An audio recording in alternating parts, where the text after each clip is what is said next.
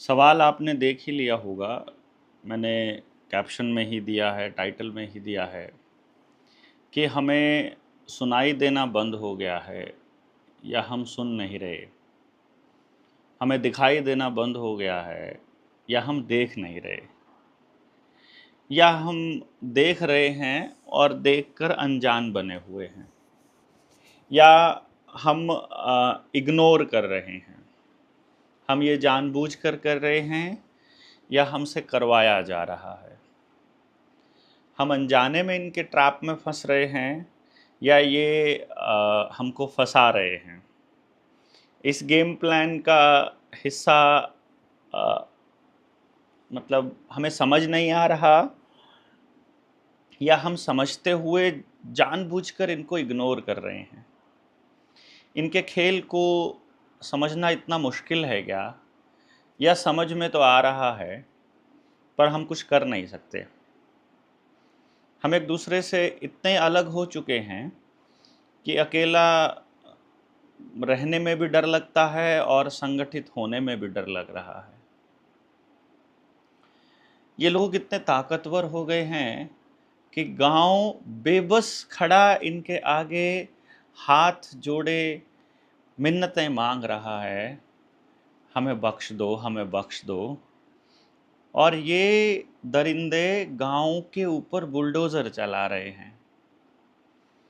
हमारे बच्चे स्कूलों में छत गिरने से मर रहे हैं और माँ बाप बिलख रहे हैं और नेता अय्याशी काट रहे हैं। उद्योगपति अपना शेयर मार्केट में शेयर से करोड़ों अरबों रुपया कमा रहे हैं। हमारे यहाँ 1 रुपया, 1,000 रुपया, 1 लाख रुपया भी अगर लोन का पेंडिंग है तो उसका मकान जब्त हो रहा है, और उनके हज़ारों करोड़ रुपये माफ़ हुए जा रहे हैं, राइट ऑफ हुए जा रहे हैं। हमारी शिकायत हम लेकर जाते हैं तो दोनों पक्षों से पुलिस वालों को पैसा चाहिए शिकायत दर्ज करने का। सवाल मांगने जाओ तो आपके ऊपर शिकायत एक दर्ज नहीं होती, राजद्रोह तक का मुकदमा दर्ज हो जाता है। उनके पास सब कुछ जुड़ता जा रहा है, आपका सब कुछ लुटता जा रहा है। आपके बाप दादाओं ने पैसा कमाया, उस कमा करके सरकारों को टैक्स दिया, उन्होंने नए नए संस्थान बनाए, स्कूल बनाए, कॉलेजेस बनाए, रेलवे बनाया, एयरपोर्ट बनाए, जहाज़ बनाए, बस स्टैंड बनाए, सड़कें बनाई, कॉलेज बनाए, यूनिवर्सिटी बनाए, और फिर अचानक अंग्रेज़ों की नाजायज़ औलाद आई और सब कुछ बेचने पर लग गई। और हमें दिखाई नहीं दे रहा। कमाल की बात यह है कि हमें कुछ भी दिखाई नहीं दे रहा, और चित्कार चारों तरफ ऐसी हैं कि हमें सुनाई भी नहीं दे रही। हम इतने संवेदनहीन कैसे हो गए? हम इस तरह के तो नहीं थे। भारत ऐसा तो नहीं है कम से कम। और मैं हैरान रहता हूँ कई बार इन बातों को सोच करके कि अगर हम जाग जाएं, अगर हमें चीज़ों का पता चल जाए, तो हम और लोगों को जगा क्यों पा नहीं रहे हैं? मतलब हम क्यों नहीं जगा पा रहे हैं? ऐसी कौन सी चीज़ है जो हमें रोक रही है दूसरे समाज को साथ लाने में? हम इकट्ठा होने से भी डर रहे हैं, और अकेले में तो हम डर ही रहे हैं। जब हम अकेले हैं तो तंत्र से डर रहे हैं, और जब हम इकट्ठे हो रहे हैं तो हम अपने ही लोगों से डर रहे हैं। हमें अपने ही लोगों से खतरा हो रहा है। इनसिक्योरिटी, असुरक्षा की भावना बन रही है। कैसी शिक्षा दी है हमें इस तंत्र ने, और किस तरह की विद्या हमने पढ़ी है कि हमें इतना भी भरोसा खुद पर नहीं रह रहा कि हम सचमुच कोई ऐसी योजना बना सकें कि हमारे बच्चों के लिए कुछ बेहतर हो सके। पता होते हुए पता होते हुए कि ये गलत हो रहा है, हम आवाज़ नहीं उठा सकते, क्योंकि आवाज़ उठाएंगे तो हमारे खिलाफ हो जाएगा तंत्र। हमें अपनी आत्मा हमारे खिलाफ करना मंजूर है, हमारे परिवार का सत्यानाश हो जाए वो मंजूर है, लेकिन आवाज़ उठाना मंजूर नहीं है। ये किस तरह की सोच है, इसको बताएंगे आप मुझे? किस तरह की सोच है और क्यों डर रहे हैं हम? किस चीज़ से डर रहे हैं हम? गलत करने से डरना चाहिए, सही करने से क्यों डर रहे हैं हम?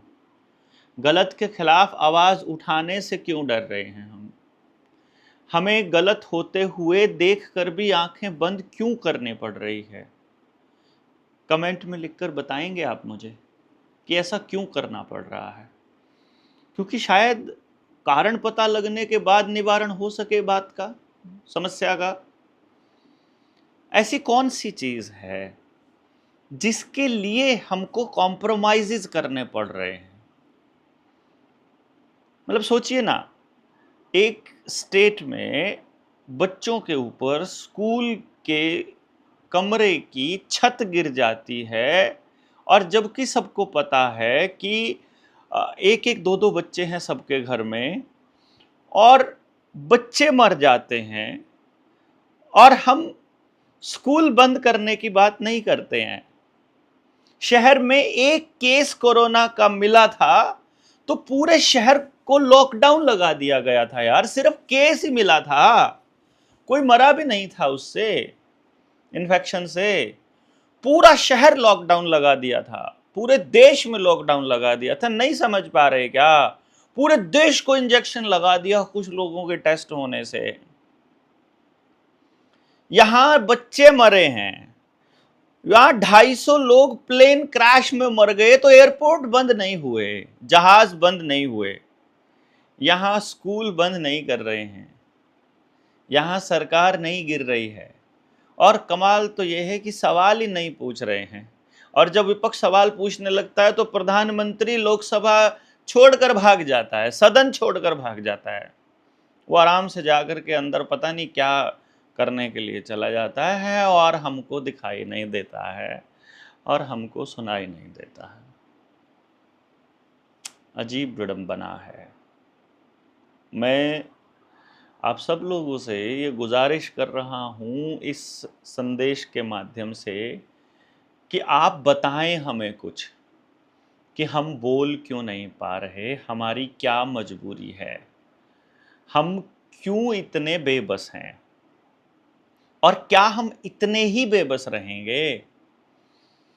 आज राजस्थान में हादसा हुआ है, गुजरात में हुआ है, हसदेव में जंगल काटे जा रहे हैं, आंध्रा में जंगल कट रहे हैं, छत्तीसगढ़ में नक्सली कह करके देश के असली नागरिकों को गोली मारी जा रही है, और हम तब भी चुप हैं।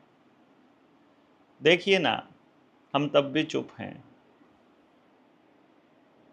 तो आपके घर में घुसकर जब गोली मारेंगे तब भी आप ऐसे ही चुप रहोगे? जैसे ये लोग बाकी सब बोलने वालों के खिलाफ काम कर रहे हैं, तो आप भी बोलोगे तो आपके खिलाफ भी ऐसे ही मुकदमे कर देंगे। बस इतनी सी बात से डर रहे हैं आप। क्या हमारे पुरखों ने इन सब चीज़ों और इन हालातों के लिए अपनी जान की कुर्बानी दी थी? भगत सिंह ये सोच रहा था कि ऐसे लोगों को मतलब हम जन्म देंगे और हमारी अगली पीढ़ियां ऐसी होंगी कि हमारी शहादत को भूल जाएंगी। ये सोच करके तो शायद उन्होंने शहादत नहीं दी होगी ना। सिद्धांत की लड़ाई लड़ते लड़ते नेताजी सुभाष चंद्र बोस किस तरह से गायब कर दिए, तो इसलिए तो वो शायद देश बदल कर जगह जगह नहीं घूमे होंगे, भटके होंगे। आज की एक और घटना राजस्थान में रविंदर भाई बता रहे हैं,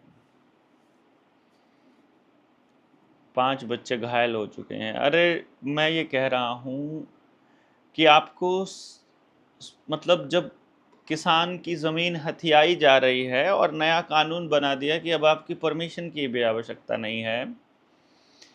आपका अल्ट्रासाउंड भी नहीं होगा यदि आपने जानकारी छुपाई हुई है, आपने आधार कार्ड के साथ अपने बच्चे की प्रेगनेंसी को नहीं कनेक्ट किया हुआ है। आपकी सारी सुविधाएं रोक ले जाएंगी यदि आप सरकार की बात मानने से मना कर रहे हो, मंत्रालय के आदेश मानने से मना कर रहे हो, तो आपकी सुविधाएं रोक ली जाए। तो आपको इनकी सुविधाओं की ज़रूरत क्या है? यही सवाल तो पूछ रहे हैं हम कि आपको सचमुच ज़रूरत है क्या इन सुविधाओं की, जो सुविधाएं के चक्कर में हम अपनी आज़ादी को गिरवी रख रहे हैं इनके पास? एक बार कमेंट में लिख करके बताइए तो। और फिर आप ऐसे ही चुप रहेंगे क्या? बिल्कुल नहीं बोलेंगे। चलिए, मुझे नहीं लगता कि हमेशा के लिए आप चुप रहेंगे। आपकी अगली संतान जब बिल्कुल महसूस करने लग जाएगी कि गुलाम हो चुके हैं, दम घुट रहा है, फिर तो चिल्लाना ही पड़ेगा ना। कब तक नहीं बोलेंगे आप? ये भी सवाल है बड़ा गहरा। आपको एक ना एक दिन तो बोलना ही होगा। और इससे पहले कि बोलने लगो, चीखने का मन कर रहा हो और चीख भी ना निकले, उससे भयंकर भी दौर नहीं हो सकता फिर कुछ। तो ऐसा ना हो कि जब आप बोलने को मुंह खोलें, आपकी ज़बान से कुछ निकले ही ना, ऐसे हालात आ जाएं। इसलिए बोलिए, जितना समझ आता है बोलिए। पार्टियों का कार्यकर्ता बनकर मत रहिए। आपको नागरिक बनना है इस देश का, और देश के नागरिक के साथ कहीं भी गलत हो रहा है उस पर आवाज़ उठानी है। आपको बोलना है, बोलना ही है। ऑप्शन नहीं है आपके पास कोई, रास्ता नहीं है आपके पास कोई। और यदि आपको बोलना में दिक्कत आ रही है, यदि समझने में दिक्कत आ रही है, तो फिर हमारी जो जनता सरकार मोर्चा की टीम 300 है, उसमें शामिल होइए। नंबर मैंने बताया था 9991911784।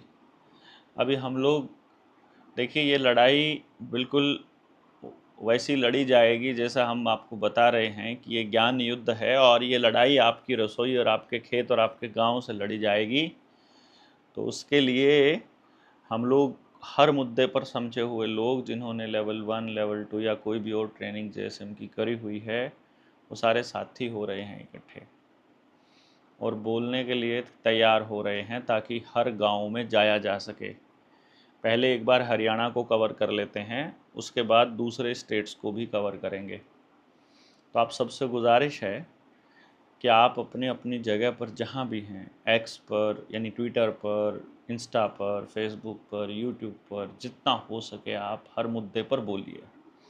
आपकी बात 4 लोगों तक जाए, 40 तक जाए, कोई फ़र्क नहीं पड़ता है, पर आपसे, आपकी ज़बान से बाहर निकले ये ज़रूरी है। सभाओं में बोलिए, कहीं पर पब्लिक में बैठ कर बोलिए, दोस्तों के बीच बोलिए, बोलिए बस। और कोसिए नहीं। क्या सही होना चाहिए इस पर भी चिंतन करना ज़रूरी है, उस पर भी लगातार बातचीत जारी है। आप सभी लोगों से गुजारिश है कि आप करण को मैसेज कीजिए, जो भी साथी जुड़ना भी चाह रहे हैं वो लोग भी, 9991911784 यानी कि 99,919 और 11,784। तो इस नंबर पर, यानी 11784 लास्ट में, तो आप सब लोग इस मुहिम में एक दूसरे का साथ दीजिए, वरना ये आपको जीने नहीं देंगे, आपका जीना मुहाल कर देंगे। ना बोलने वालों को तो ये छोड़ते नहीं किसी भी